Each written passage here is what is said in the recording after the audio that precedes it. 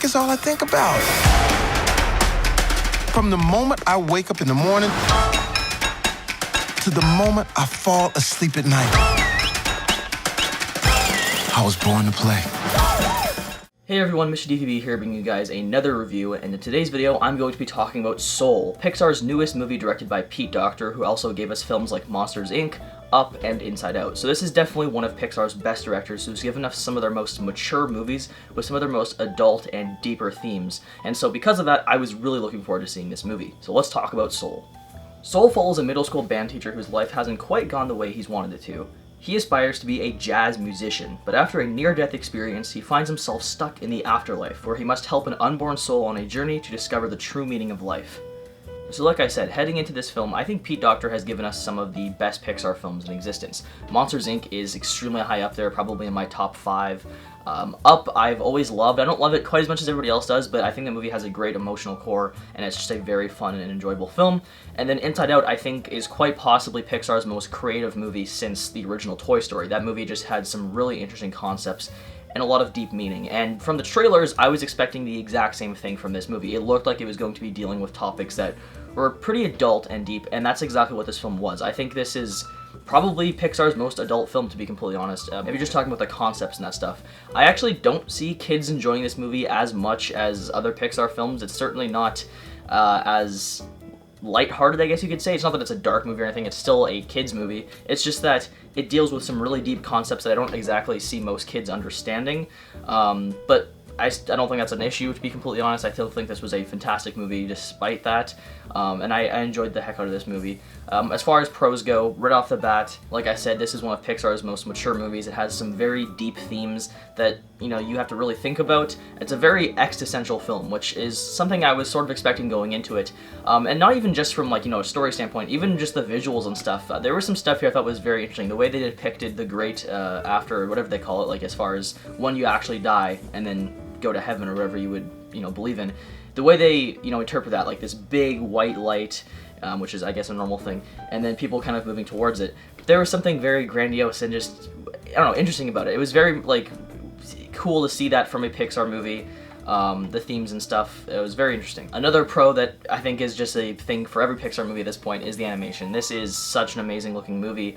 The real life sequences where Joe's walking around in New York City, that stuff looks insane. It is so realistic looking, just the colors and the way that all the detail in the buildings and whatnot. It's insane just how accurate they depicted that city with all the detail. It's amazing. So that aspect of the movie was obviously fantastic, as always. And then, like I said, the other stuff like The Great Beyond, that was the word I was looking for. The Great Beyond and The Great Before, both of those locations looked really cool in my opinion. Just the colors and sort of the way they animated some of the characters, they were kind of 2D almost, and it was just really interesting. The colors really pop out in this movie.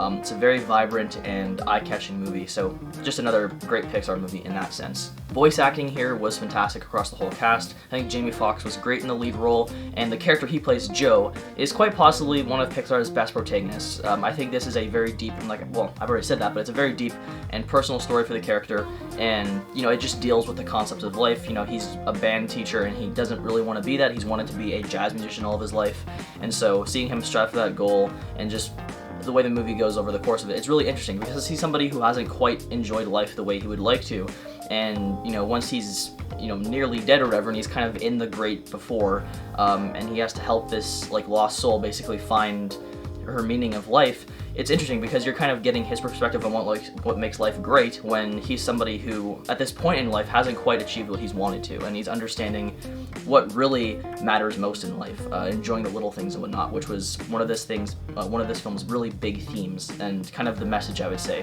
which was really nice. So yeah, really liked that aspect of the movie. I think it had a great, you know, idea, a great plot, and I think the message was fantastic. And the last thing I want to talk about from a pro standpoint is the music. This movie has some amazing music. Not only does it have great jazz music throughout the film, because that is something that he aspires to be, but the actual score itself, I really, really liked. It had a very ambient sound to it, and I'm somebody who, when I was younger especially, I used to like to listen to ambient music before I would go to sleep, Something about it, it sounds like, I always picture space whenever I hear music like that, so this movie embodied that. It had a lot of that type of music that I thought was just really interesting and nice to hear in a Pixar film, because it was different from most Pixar films, which usually have, you know, way more fun, upbeat, kind of wacky themes. This one was a lot more, you know, ambient, and I like that about it. It was something very interesting about that. And the movie also has some great sound design. Now, I watched this, I have an Atmos setup. The movie's only in 5.1 sadly, but even despite being in 5.1, there was some amazing audio here. My dad pointed it out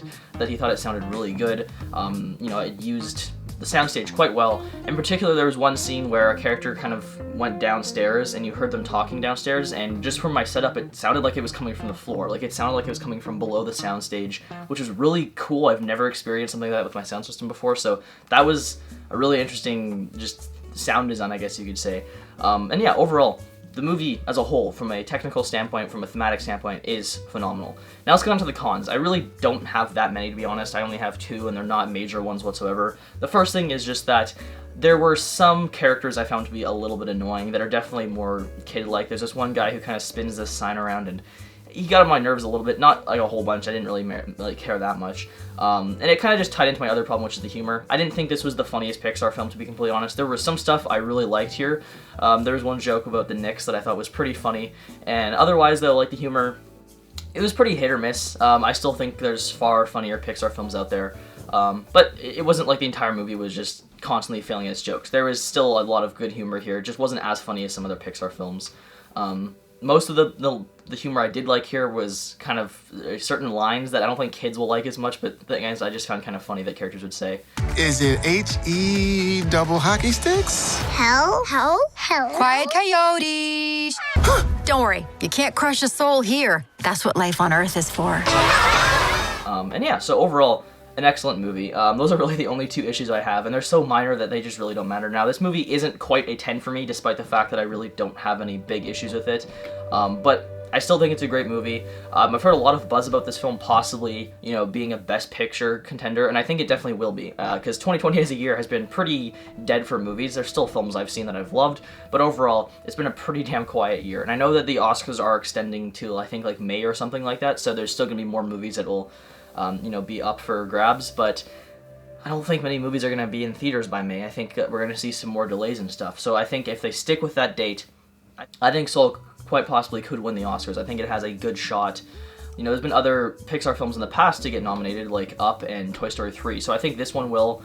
And as far as winning Best Picture, I think it has a shot. So yeah, those are my thoughts on Soul. Let me know what you guys thought of the movie down below. As far as doing a Pixar ranking, because I know I ranked all the DCU films after seeing Wonder Woman. Here's the thing. There's a crap ton of Pixar movies. There's like 20-something. I don't remember the exact number. And I don't quite see myself making that video like I normally would, because there's no way I'm going to be rewatching every single Pixar movie just to make that one video. That would take me quite a bit of time, and I don't quite want to do that, honestly. So what I think I'm going to do is I think I'm just going to do a tier ranking, where basically I just do a tier list. I think I'll do that. It's not going to be as, like, you know, edited or anything like my other rankings are normally, but I think I'll do that. I can give my general thoughts, because I'm not going to rewatch all these movies, so it's not going to be the most accurate ranking anyways, because I'm sure if I were to rewatch, you know, certain films, my ranking would probably change a bit, but I think I'm going to do that video just because I want to still have a ranking out there. Don't know when that's going to come out. Do not expect it tomorrow or something like that. It'll probably take a few days, if not a week or more. But yeah, there you go, guys. Otherwise, I'm going to be working on my top favorite games of the year ranking video. That's not going to be the title. And then my movies list, which I'll also be working on. So I'll hopefully get those out before the new year. And in the meantime, enjoy life.